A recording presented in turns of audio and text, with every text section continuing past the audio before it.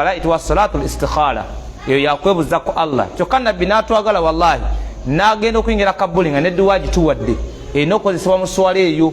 osaala otya era weebuuza otya ku Allah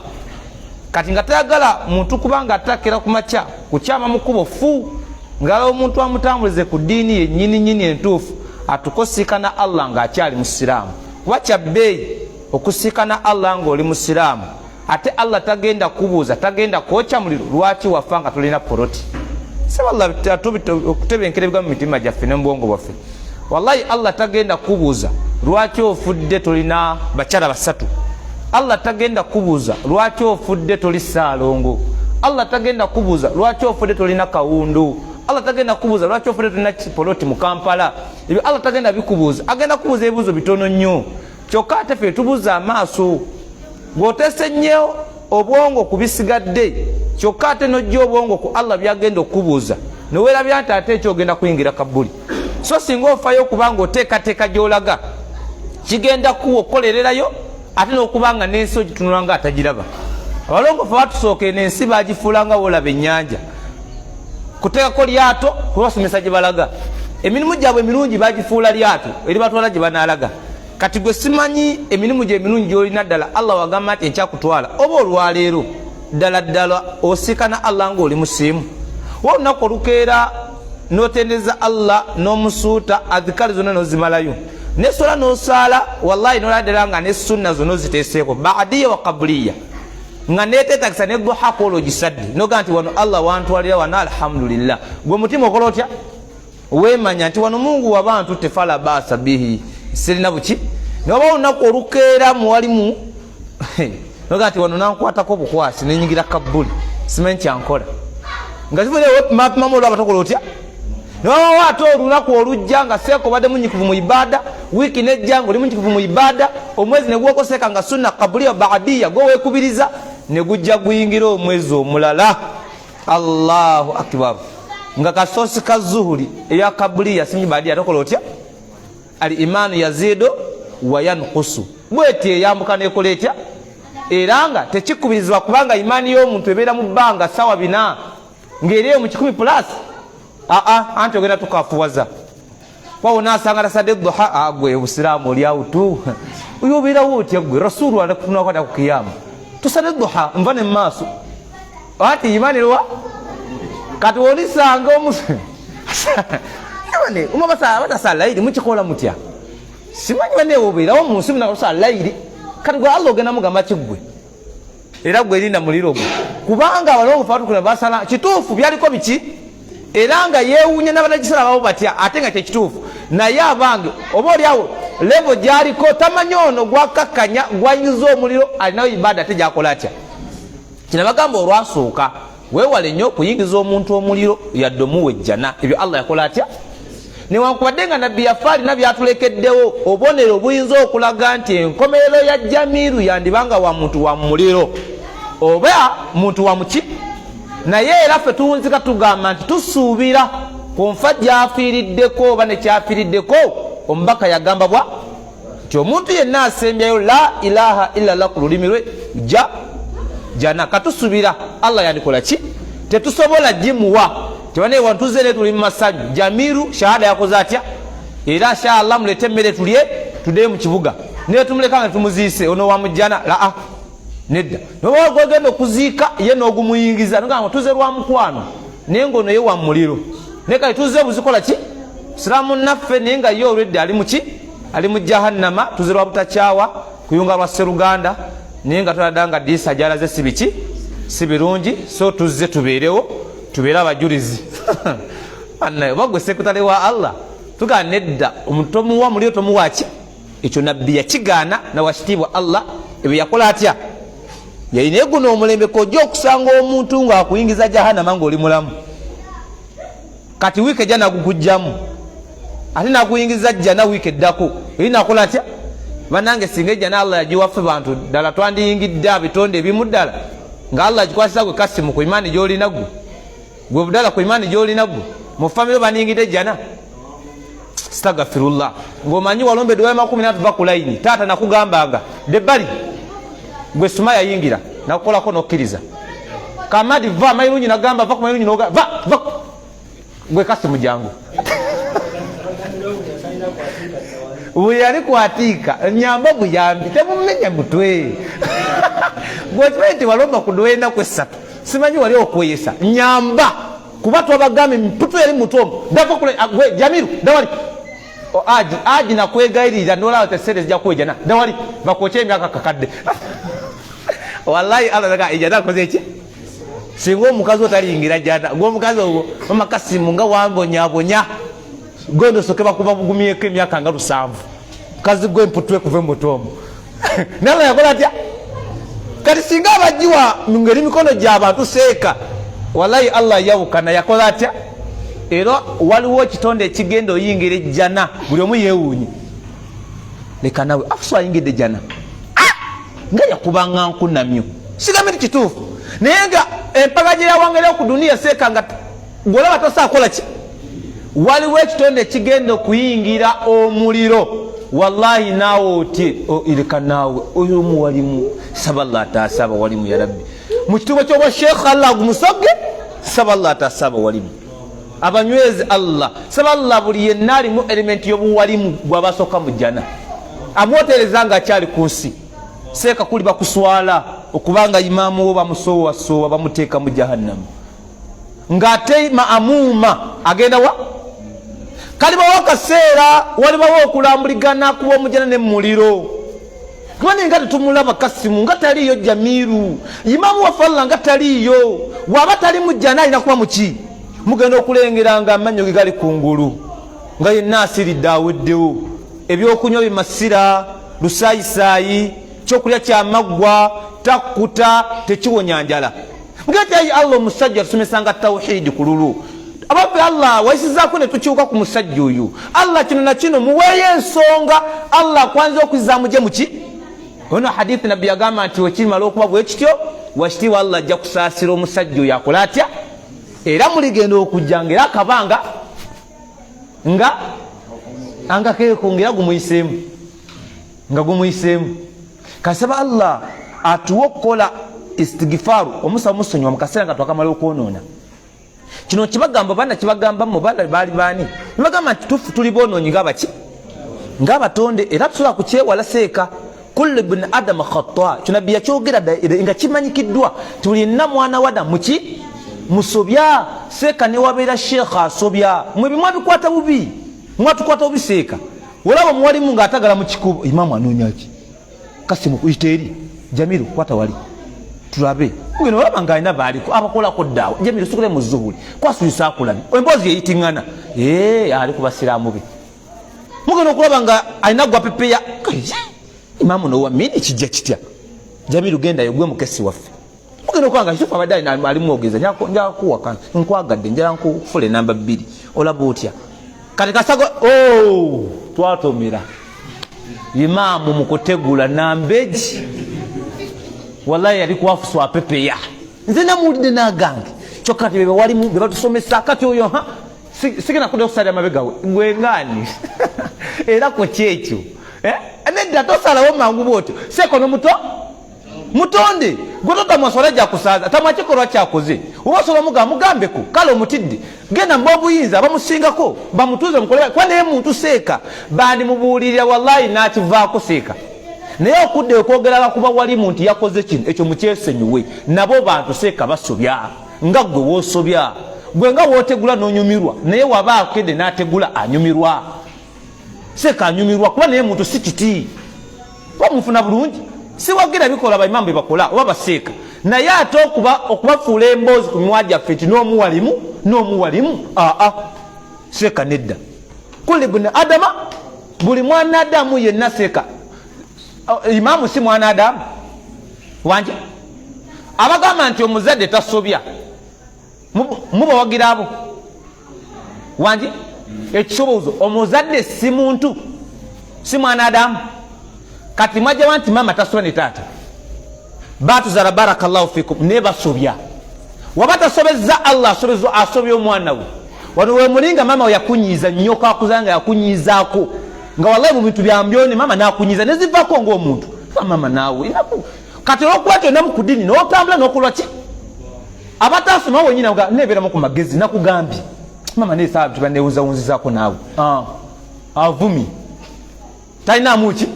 anamwe dini wava bukino nga mama nakugambye naye bansonyiwe inshallah olw'obusungu n'okola otya n'otambula wotuuka n'okulinga bulungi n'omukubira essimu waba akyayakanyuma n'omuleka oba mwezi n'ogumuwa naye nga ogeza kukola ki omuzadde asobya era abazadde batusobya naye ate oba oli awo ayinza okuba talina kyasegera fukamira kwetonde wamanya nti yakusobeza totola nga nsonga naye muntu akola ki asobya n'abazadde muno abatasima nammwe mulekeraawo mwana wakuwa emitwalo 2 genda n'egyo oza kimunze n'amaka 3 yakutuma kanzinagire mama muto ne mama mukulu ne namba 4 abana mwe temukyanfaako njaga kwasa mukazi wakuna temundabirira kano yeza wakuna na mukutumi oyaga abana bwazale mvubuka 10 zekunganye zifuna amawale zifune n'ebye bayatwala ku buko ofune n'amemeka ng'omukulu weyagale abana tebanazimba balina abaana kati omwana waganda ng'onyiiga astagfirullah mufa kunya mwezi temukyanfaako nekusaba emitwalo 3 mpa 2 ewe olya sente meka olunaku mwana gwe bannange naye manyi tinakola loosi naye olunaku lwenakuzaala abazadde nagega bitya nekulinga nga buki kulinga bukulu abazadde abali wano mwina abaana mukenize ku bigambo byammwe byemubogerera kati bange buli muntu muki musobya washitiibwa Allah yamanya ebitonde bye yatonda nti bijja kusobya wallahi yaga nti laula annakum tudhinibuna singa mmwe mwali temusobya aga nti walajaa biqaumi Allah yandireeseyo omulembe gw'abantu yudhinibuna nga mukola abazambi bali nambeji fayastaghfiruna Allah ne basaba Allah basonywe fayaghfiru lahum Allah nakola atya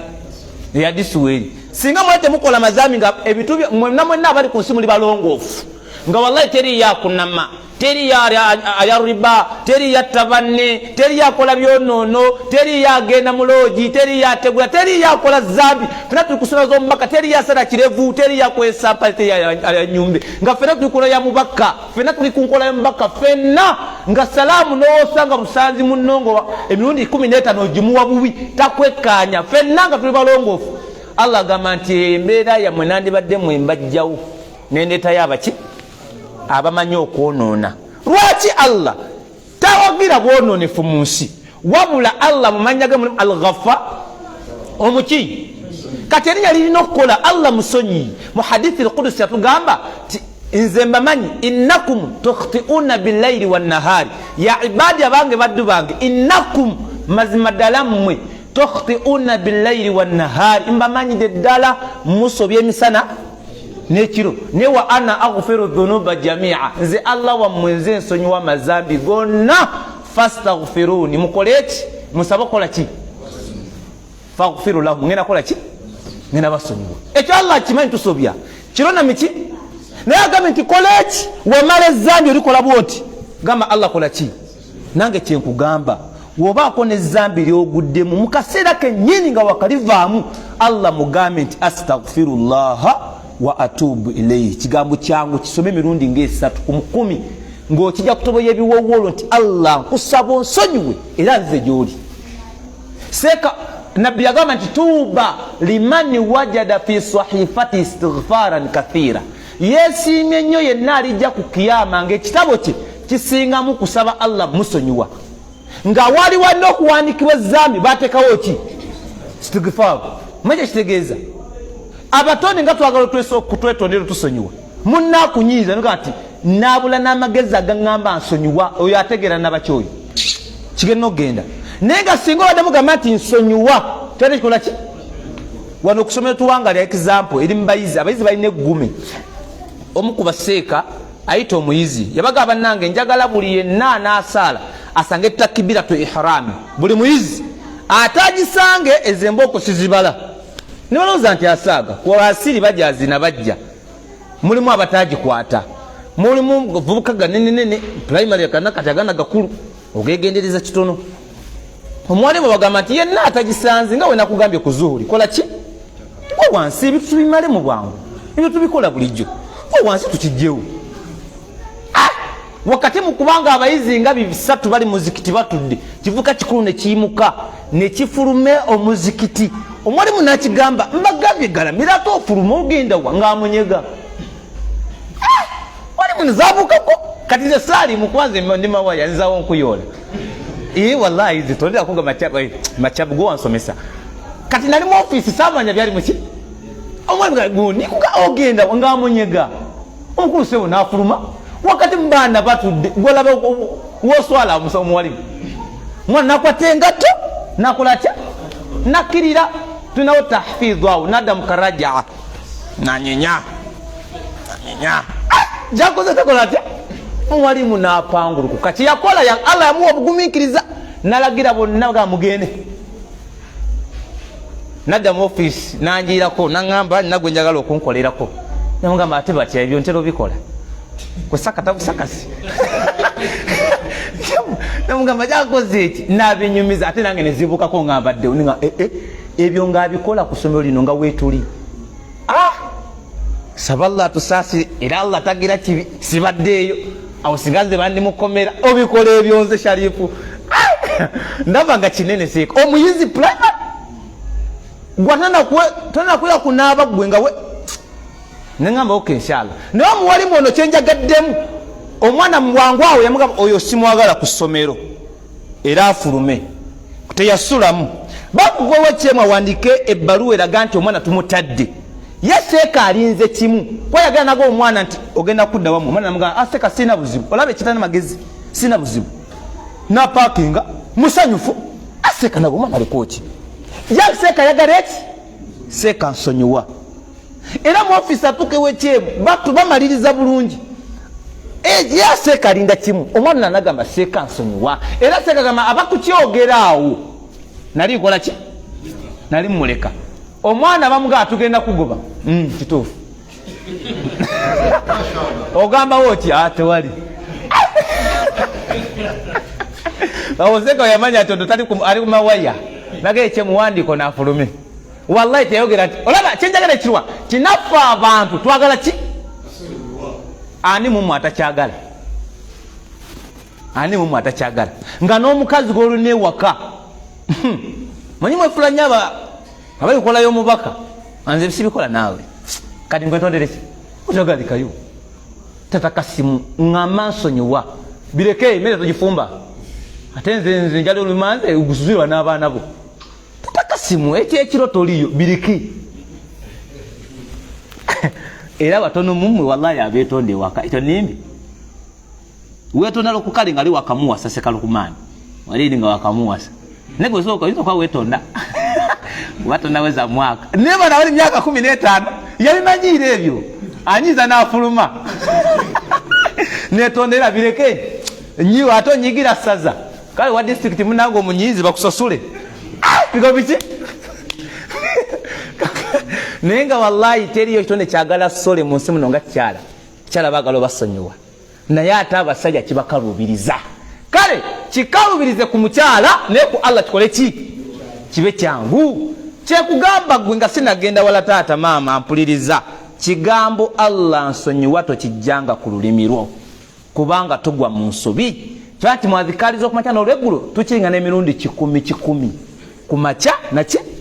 olw'obukulu bwakyo wallahi wandisinkana Allah nga tolinaawo zambi ebbanga olumanga tobagadde gali amanene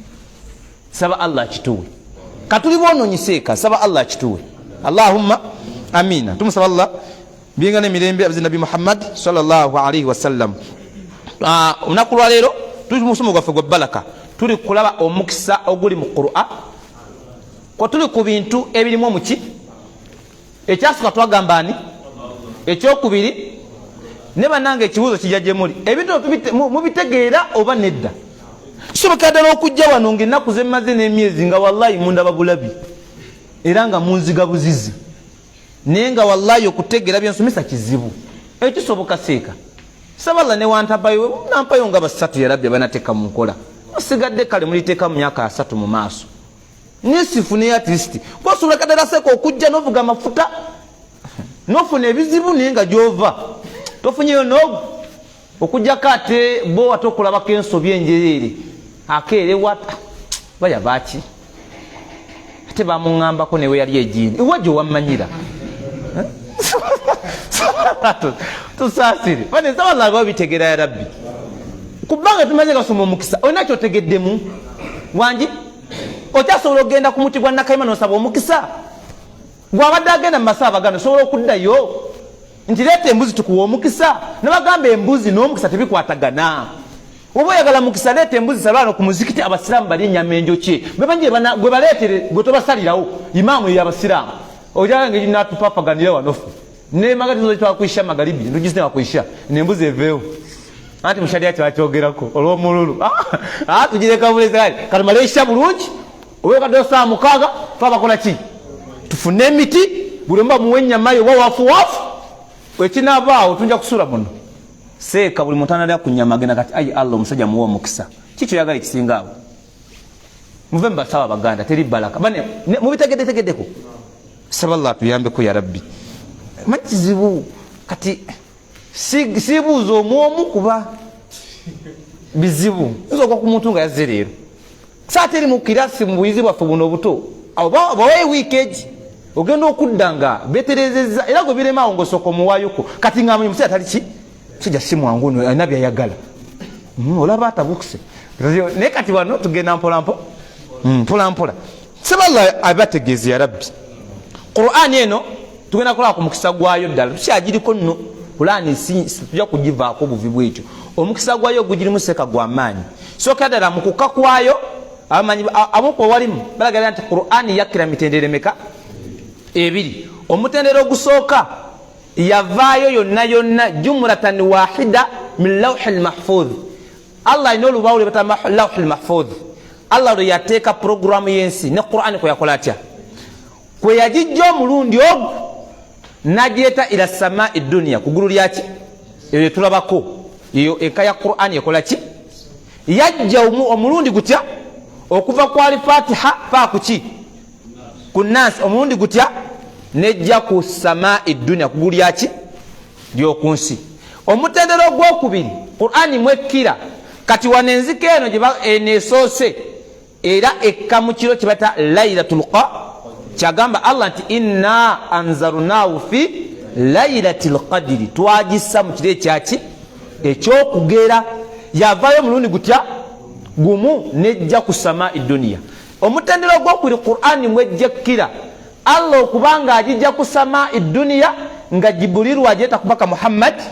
sallallahu alaihi wasallama hasba alhaja kusinziza ku mbeera yalingawo mu kaseera ako nga aletayo aya 2 aya 3 aya 4 aya 5 kusinziza ku mbeera yakola ki kwana bibamubuza nkubuze bimu yasalunaka anir ruh bakubuza ku mwoyo Allah namuwaki namuwa ansa nga aya ekola ki ekka abakyalo okwebikirira ayegenda okukabaali waabo baali bangi kati kuli bukaya ku mitwe ekyaddira kyali ki abaali nange ebikola bakola ki babitegeera ne bateeka ku mutwe olw'okuswala ayo okola ki okukka ekyokubiri suratul Kawthara okukka kwayo waliwo ensonga kufa kwa mutabani wani wannabbi ayitibwani Ibrahim abakuraishi bamujeja ti nabbi wankuggu talina mwana wa bulenzi buli gwazala akola ki baminana kuwala ng'omuki ng'omuntu Allah namugumya ne sura namba nakati Muhammad nakuwala inna a'tainaka mu birungi bye twakuwa oluzi lwa Kawthara kakati tofayo fasalli rabbika agenda osaale yidi wetuuka kola ki inna shani'aka bali abakujeja nti oli wankuggu tolina mukisa tolina ki bo be balina ebiki ebisiraani kati aya esobola okujjanga nabbi ekola ki emunyweza buki okumbere yakola ki eyaliwo teyakka mulundi gumu nti kati ewandiikibwe ku nabbi nemugobula era bakafiri bakiyomberamu nti singa lwaki Qur'an teeka mulundi gutya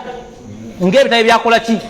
ebyasooka tabulati yakka gumu negundi kati ate Qur'an yakka okusinzira ku mbeera yakola ki suratul Falaq ne suratul Nas zakka ku mbeera yakola ki nga nabbi banze bakola ki kumuloga sala salama kati bakuloga nga togenda mu sabuseeka nabbi bamuloga emyezi 6 ng'ali wansi Rasulullah mbaka wa Allah yandirogeddwa oyo kate gwe yeddira ente Allah ayinza gwe bayinza obutakuloga gwe bakuba ekiguma n'otagalatagala ogenda omusabu ne bakijjamu babalimba bakusiba ebisubi wano ku lubuto babifulumira eno atekawo wano fani Allah tusaasire fe kukyalawo waffe Allah tusaasire nabiwuliranga bamukubye akasepiki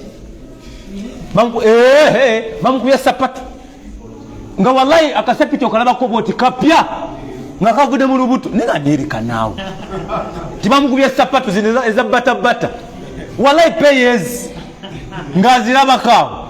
nti oli bamukubye musumaali ng'agulabakaawo. Nze Allah nsaasire kino kankireke kyali kunzi naye kankireke muyinza okumbuza ebibuuzo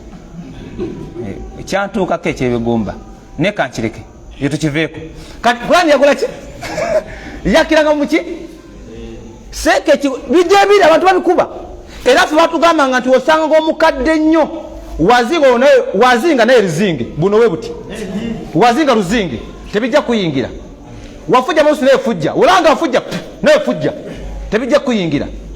wamulaba nga nekyakoze naye kikole tebijja kuyingira. Wallahi ne tubikwata era lumu nsanga omukadde afujja nanga nkuosaaga tonyingiza bigumba byo entegeera nfuseeka astagfirullah watubu ilayhi. Kati Allah zasiri kati ebikuba byaliwo nabbi bamuloga emyezi mukaaga ali kuki ekyamuloza zaali njala naki ebyo tubyegendeza abantu babirogeramu ne gwe omusiraamu osala otya enjala nomala gazisuulaawo gwe omusiraamu nga nabyo ffe bamugwera bamulogera ku ebyo naye Allah yawukana ensuula zaaliwo Allah yali asobola okunyerera bannabbi mu lunaku lutya naye lwaki yamulindiriza ebbanga eryo funamu kyakola ki tinaye basobola okuloga emyaka egi wallahi ng'oli wansi ku ttaka nga tofa nga toli mulamu Allah n'akubuza mu nsi muno n'otaddayo kulabika Kampala wadde emukono wadde embaale naye ng'oli wamwe bukomansimbi bakuteeka ku bijja bakujja emulaga nti waayi tumulinze kola ki wallahi omwaka ogwokusatu Allah n'akuwonya tekyo gwe mulaba kunyirira yalwalira emyaka egi nga n'omuntu wako booti omufuuwa n'agwa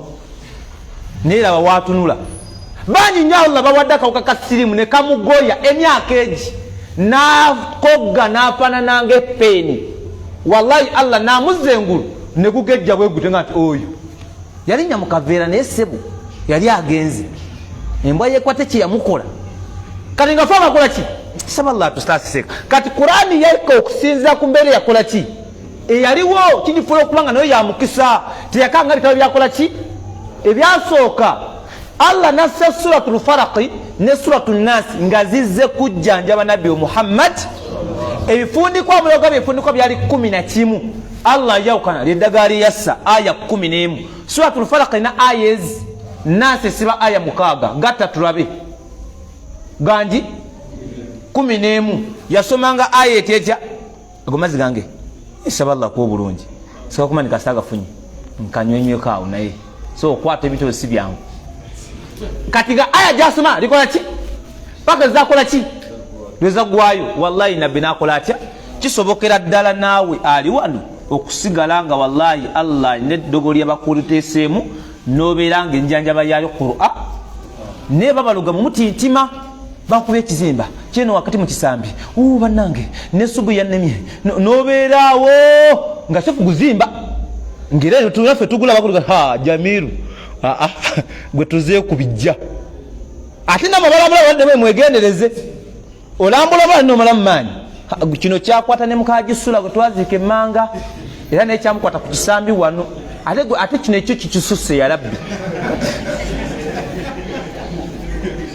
kati ono gati golambula yawulira ki ya Rabbi funa omusiraamu wano etaawo yagana alambula musiraamu munne tweta okamala okuzinga Musa ebusoga ebugiri bambi yali akolera wano na suuti boda bayamukote yano ku Antony tumugere tumuziika Musa kati omwazinyi wenta bamuyita Musa Allah jamulwaza ewikino zenti nga bbiri tayazina ali awo mugonvu mulwadde omu ku basiraamu agana imamu amulambule yo omusambu yatuuka yamugamba kati Allah alikwata kuba Musa kubanga twagazikani kati gwaddako astagfirullah oyo mumalama otagenda malama yabalwadde otagenda asigale waka oyo empera koleki sirako ndwawo okusomesanga nnyo ku mazzi naye kanyumu ku lwekyo bisimillah manyi no bibaluma nsaba Allah bamu obulungi banga magalimu obulungi osomesanga wonywa nolusinze nkuba kalamba nsaba Allah asasule bambi akatuletedde tekuli kakazi kuno kirungi bane nsaba Allah atusasire kati kyenjagala kyekiruwa nti eno Qur'ani yakala mitendere meka ogusooka yavayo lumu wa ku lawhul mahfuz nejja ku ggulu ly'okunsi awo yavanga mu bitundu tu era embeera yalingawo Allah kwe yakola atya bwe tulina suratul Ikhlas okukka kwayo abasajja bajje wa nabbi ne bamusaako bagamba nti ssebo itsubulana rabbaka tutendere ku Allah wo yaani twagala kumanya Allah wo yaani nabbi yali nabbi wa Allah nga muntu ngavu asaba minekola etya Allah yalingawo mangu nnyo nayete sula Jibril nemukkako nti eyo Allah gyakuwadde ansa wallahi nagisoma nti qul huwallahu ahad bagambe ali atya baga kumanya mifaako qul bagambe Allahu ahad ali atya Allahu samad ali independent yakola atya yeyo talina wamuyamba nti ate onamuwe ekyokulya yeye lam yalid walam tazala takola ki saate bo balinga balowooza ti Allah akola ki kaiga ti tazala takola ki talina taata talina mama talina famire kogezaako okunoonyereza Allah n'omugenda munda Imamu Maliki yagamba nti oba okoze bid'a oba ozudde mu ddiini gwe bagamba nti Allah ali bw'ati alina omukono tono omukono gwa Allah njakolako lisaaki guli gutya togenda munda ti Allah alaba naye alaba atya ti Allah awulira atya Imamu Maliki yagamba nti kasita gw'ogenda munda omunoonyaako ennyo oba ozudde muki kalikola nti Allah awulira Allah alaba kati Allah gati lamu yalid tazaala gwe omusalo gana naye nedda kijja kitya okubanga Allah tazaala leka naawe tekisoboka era osanga abasiraamu jamada ne sula nga bale bakayagana sula akola ku jamada nga jamada no Allah tazaala kati jamada nnyo mu kugenda ewanga ne sula Allah mugezi ozati yayite linaga Maryam ona mutekamu omwana goza tekisoboka ate no balimba ekyo kasona kyokere kuwamma omukazi azaala tanga talina musajja kakati ebyo bo bisanze bibiri ebyo ebyo nete bikugata kono wakumeka wallahi Allah tazaala yatonda omuntu mbitendera Allah bagiringa esatu yasuka natonda omuntu Adamu nga wallahi Adamu oyo gwe mulaba talina mama talina ani natonda Hawa nga atamujja mu luki natonda omwana Adamu nga atamujja muma natonda omwana wa Adamu mwana tunga talina taata talina mama ye Maryam yazalani just amuteka muki kati nabeera olubuto gwe tekikola kyakola nti yakhuluqu ma yasha atonda nga bwayagadde notatebenkera n'ekyo kati etuvudde baga tondere ku Allah nasesula hasbal aja kumbere yakola ki eyalinga oseeka mane sura nyingi awo sijja zigendamu genda mu suratul Baqara aya 23 enembere yaliwo Allah ere yalagaba nabakaafu oba bakristaayo baba lokola abaliwo tewali na bakole sawe balokole bazi wano mu 12 oba webe 3 bemeka iyo business sijja kutya kukyogera bulokole siddiini bulokole muyanga muno buno bulokole enzikiriza obanzikiriza bibamanyi ne siddiini nzikiriza Allah yagala ddiini oba yagala nzikiriza wanje waman yabtaghi ghayra al-islami falan yuqbala minhu inna ad-dina Allah yagala ddi bo bagula naki sin Allah tagala nzikiza yagala ddi atenga ya busiramu kati bana basajja balina mukayagana enemu ku aya kwezo Allah tabaraka wa taala ze yassanga nga acherenjinga abantu alo mukaseera ako bo bali baloza nti bacherenjinga nabbi so nga bali kwani era nga bo kanyo bwa nabbi obwa nabbi wa mbaka Muhammad sallama nga ne Qur'ani bakola ki nga bagamba nti no Qur'ani teyava wani bigambo bijetuke oba biyiye buyiye ne Allah yassa aya ziragira ddala nti banasiya beko bakola ki nga ya Allah bacherenjinga buki ekirago Qur'ani ya mukisa teri yo Qur'ani jija kusanga bagikolamu bagichupula saate bitabo byasoka bakola ki oja kusangayo New Testament naki kati enkade zirabika kirabika wowe bagusa ate nga tebagenda kujayo nkadde wallahi kubanga mu pyate mulimu ezaabwe nyirize bakola ki soma Matayo 13 awagamba ati anowayo ekimu ekye10 owulidde muleete sente bibaje okusoma naye Qur'ani eno tewaliwo agenda gikolamu kopi wallahi teri era kifo kwanga yamuki yamukisa seeka byonna byonna byajja babikolaakolamu naye no Qur'ani nedda tekola etya tekwatwamu era teriimu era yonna Qur'ani Allah yonna yakola wesomi saate mu hadisi omaka sallama tuga nti waliyo ennafu waliyo enfu waliyo ennema eyiri dhaif nabiti yakola atya naye eno bigambo byani mbwa Allah kati laba aya eno Allah agamba abasajja bana abakristaayo mu kaseera ako ti wa in kuntum fi raibi mimma nazzalna ala abdina fa'atu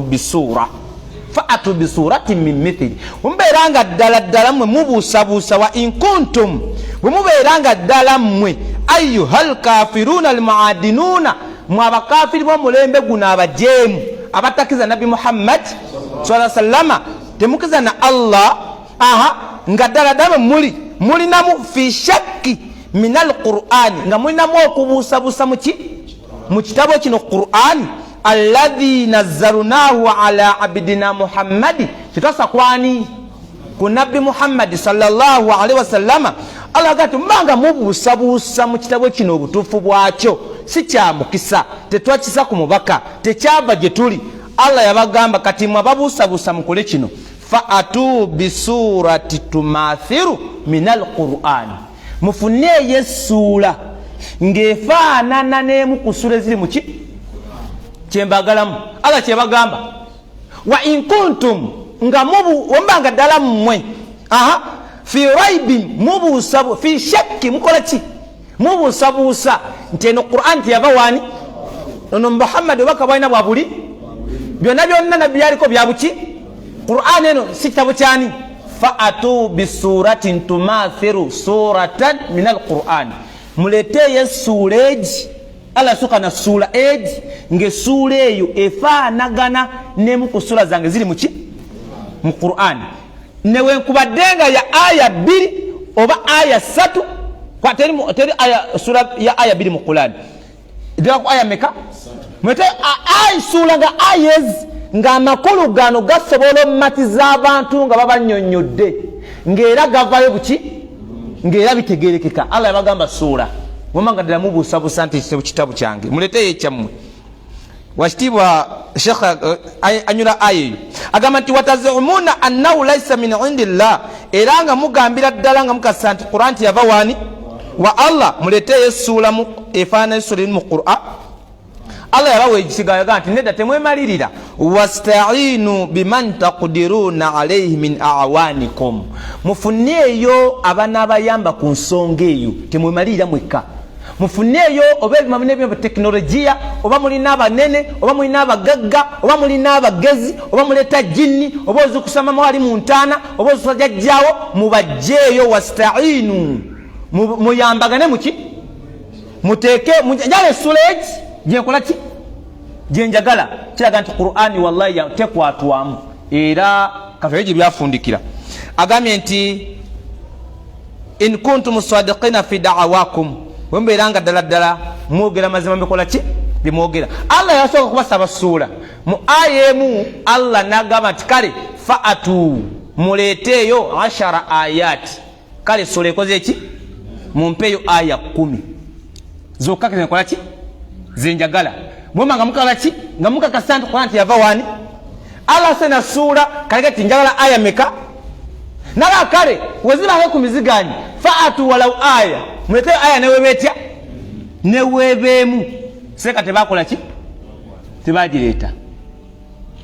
basigala bayi mulugunya bayombagana mu mbeera zonna nenga kasiza nti Qur'an eno babaga teyava waani Allah baga nti okulaga nti yava gyendi namwe muleteyo ki eyammwe kubanga basajja wala basajja bagezi Qur'an yakamubo basajja baki ekyokubiri olulimi Qur'an luyakkiramu luki ate nga bakola ki balutegeera yensonga lwaki nabbi alina ku kigambo kya la ilaha illa Allah emyaka 10 n'emeka lwaki yagenda osanga basajja baalimu bategeera oluki nti onono byatandise alabanga ata kyokka ate wano kitoza omuntu alina esabimanju nakyogera wene Uganda aji la ilaha illallah lakiraka la ilaha illallah la ilahu la paka lwakyatula naye ngesawulirwa lwaki yamanyi kinyumu takola ki n'abasajja babawo nga bakimanyi ati ono kazze ne la ilaha illallah ono agenda kujja kubaani nga bakimanyi kino ekigambo kibajja kubirwa era nga wakkiririza Muhammad ekigambo kyamugamba bwe pa tada ku masanamu ate nga balina bakatonda baabwe ow'emikisa ow'oluzaalo ow'abalongo n'ow'essente katego omuje kwa katonda bangi ati omu yagenda mala bizubu byange Muhammad nedda anta majnun oli mulalu tebisoboka Allahu akbar walilahi alhamdu ne Allah bagamba ati kale esura egani mulete aya 10 zigani mulete aya etya kubanga muri bawalabu musobola panga oluki ne wallahi kyabalema tebalitayo Qur'an yadde sura neji wadde kyefananyiza aya kyabalema subhanallah saballah tubitegere bigambo ebyo kati gwe simanyi ajowa Qur'an otwatandika ddi wala Allah yagamba fa in lam taf'alu bumanga muganyu kikola kati fa in ajaztum li ana bumanga mulemereddwe saawe no kuleta sura okuleta aya okuleta yadde aya 10 waddemu agamba nti walan taf'alu temugenda kola ki ajo kibalemye ne nabamba wangaze emyaka 10 temugenda kola ki ne Allah ganti fattaqun nar kati mukole ki eyemputu ye mujikendeze mutyo muki mutyo muliro nabagamba nti omuliro allati waquduha an-nasu wal hijara allati hatabuha an-nasu wal hijara enkuzago muki bantu naki eranga mmwe kubamu abalifanga muwakanya Allah mwabagenda okukola ng'enku saba Allah kitutasi to abantu we pika seka we yola we jiragira Allah kakutire ku shiriki oja kola nku ate oluko lutazikira bakuzine ez'okunsi dakubira to oli mu kibiro osenya ate wakavaayo owange zikumuuka omuntu tagenda kumuuka mayega zijja kusesanga museza bwoti nga mwali mukumye ku kyoto mmwe wanje notekamu enku gwekanga zisebengeredde nga emmere yange tenkonaako nosonseka nosabula nopanga bulungi nofuwamu waone gwotafuuwa negusula buto lwaki enku zakoze eki ziri ku muzuuli kakano naye bwoto ogenda okuba ku muzuuli mu jahannama Allah wanakutira ku mazambi ate gogenda kwa musava togenda kutumenya gwe gutujja kutumenya kanga mukwazi nga guwa ate jina kotelezanga nawe kateye jina kukwatako kati muveeko Allah agamye nti omuliro guno enku zaago bantu namachi namayinya nebe baluwabo agamye nti abo bonna abatakiza baka Muhammad uiddat lil kafirina billahi wa rasulihi abo bonna abatakiriza Allah nombaka Muhammad sallallahu alaihi wasallam be batekebwa omuliro ogwo saba Allah togoberera washitibwa Allah yeke nyini nombaka Muhammad sallallahu alaihi wasallam babitibwa kigambo kuberanga tuwa Qur'ani value kigambo kinene saba Allah tuyambeko Qur'ani zili makaga fe tuzisome nagama neba aye mukumacha alif lam mim sadaqallahu alazim gendo kole mazin inshallah Allahu akbar Allahu akbar Allahu akbar Allahu akbar Allahu akbar Allah ashhadu an la ilaha illallah ashhadu an la ilaha illallah ashhadu anna muhammadar rasulullah ashhadu anna muhammadar rasulullah hayya 'ala as-salah la hawla hayya 'ala as-salah hawla wala hayya 'ala al-falah hawla حي على الفلاح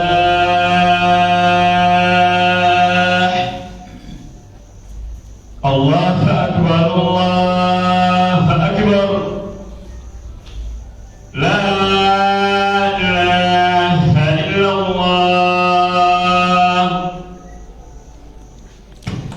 اللهم صل وسلم على نبينا محمد.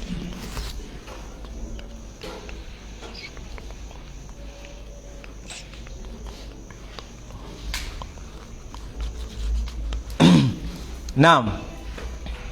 basajja batali basiraamu ku mulembe ogwo balowooza nti challenge bateesewo wakati waabwe nomba kasala bagenda kola ki, bagenda gisobola. Wallahi tebakola ki. Allah basaba kitu kyali kitono naye bakola ki, wallahi kyalemwa. Ne Allah yabagamba manga mulemeddwa mutyo muki, mutyo omuliro, kubanga enku z'omuliro baki, bantu namaki namayinja. Agambye mu mbeera bwetyo fattaqu nnaara bil imaani bin nabi sallama, kutya Allah oba okutya omuliro gwe ne gutubagamba mu kubeera nga okizomba ka Muhammad sallallahu alaihi wasallama wa ta'atillah, nagonderani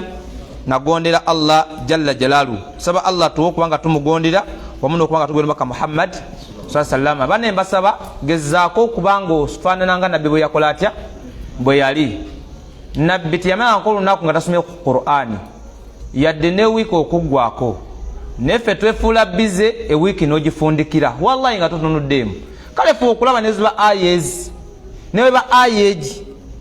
nobaka olina gye wakwata, kale soma gye wakwata mu mutwe neesewo okubanga kino kale bikulukula otya okukiwa value nokiwa obudde nga nti Qur'ani yiwa buki, tuula wansi banenga tuwa ebintu obudde bingi seeka nowayo dakika zo 15 ng'osoma mawulire kyekya abayimbi ababadde bava e Masaka, ekyo nokiwa obudde nosooka osoma bulungi omutwe basatu bakutugiddewo nowekanga ng'oyagala ebisango genda ku peji y'omunaana n'ogibikula n'osoma nga ne bakubira essimu wallahi okola ki, osooka n'ogimuzawo noga gundi mba nekyasoma ku mawulire nindamuko nawe nindako topakuka nozayo ennaku ku mawulire n'osoma nonyinonyongo n'omukazi mene Mama Kasimu tutye Allah, tutye Allah, bano bafudde naye nga oyabyoga tutye Allah agenda mu wiiki ezi tasoma kukula aba atya Allah wanje wanje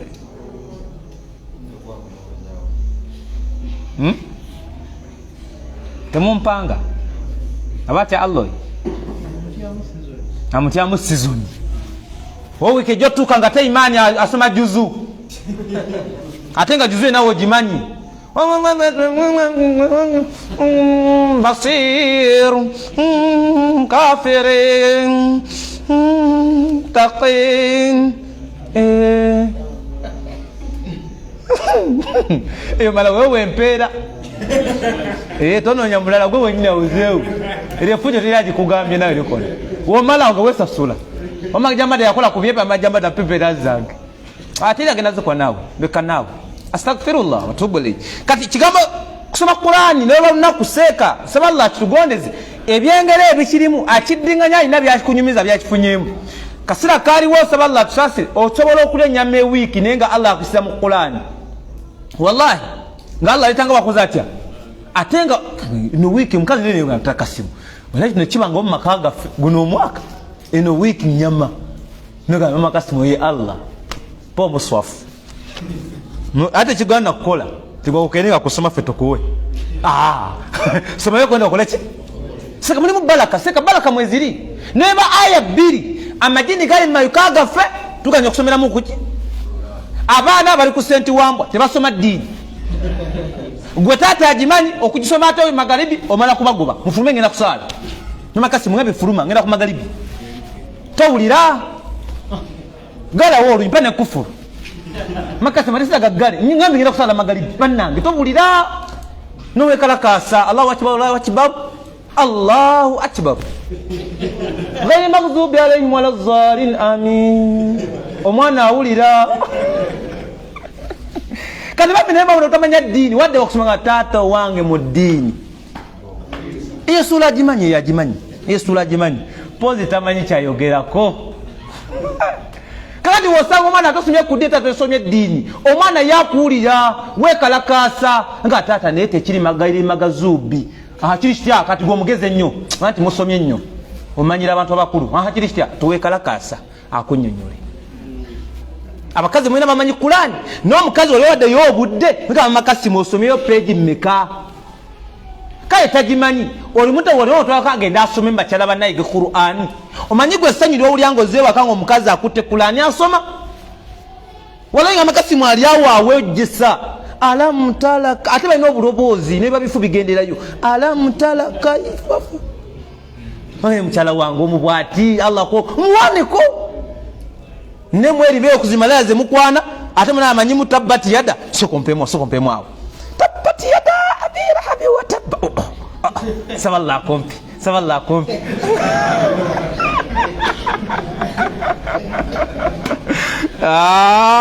abasiramu mwefera saballa tusasire yado ne mulayini noga Allah mukazi oyo yasomera tabati yada wotamupa Allah ojja kuba onkoze bubi ojja kuba onkubi omugo Allah wange oleke ebyekika tako kusabira saballa tusasire wallahi kalibene aya tufundikire dawsi ya lero Qur'ani okumanyanga ya mukisa suratul Isra aya 87 ku 89 tuzisige nazisoma naye ojja genda otandikirawo osomola bi kyenjagala mu kyo nti Qur'ani ero bagezaako girwanyisa ne bakola ki ekiraga nti ya muki era n'omuto Allah gwe yawa baraka tugasa nti omusiraamu wa mukisa naye tugumunoonyamu tutya ekyo nange simanyi ogenda omwekutulizeeko bwoti oba omuwehaga buli lunaku naye nga omusiraamu wa muki era omuntu ow'omukisa seeka tamala gayuuga tese bulungi Allah abaku protection yani ya Allah byonna byakola yaga sinze mbikola Allah yakola ki nange nkola ki ndabirawo Qur'ani eno bagezaako nnyo naye bakola ki suratul Isra aya 98 jengenda okusoma yagamba Allah ngagamba Nabi sallama yamugamba nti qul bagambe la inijtama'atil insu wal jinnu ala an ya'tu bimithli hadha alquran la ya'tuna bimithlihi walau kana ba'dhum li ba'din dhahira yagamba Allah ngagamba Nabi Muhammad bagamba abantu abo abatakkiriza nze Allah naawe ti la inijtama'atil insu wal jinnu wano yagamba ta Sheikh law ittafaqatil insu wal jinnu ala muhawalati al-ityan bimithli hadha al-Qur'an al-mu'jiz la yastati'una al-ityan bihi singa abantu begatta n'amajini law ittafaqatil insu wal jinnu singa abantu bonna bali mu nsi yonna n'amajini gonna bakola ki ng'ekibegasiza n'ekibalumya obwongo ayatu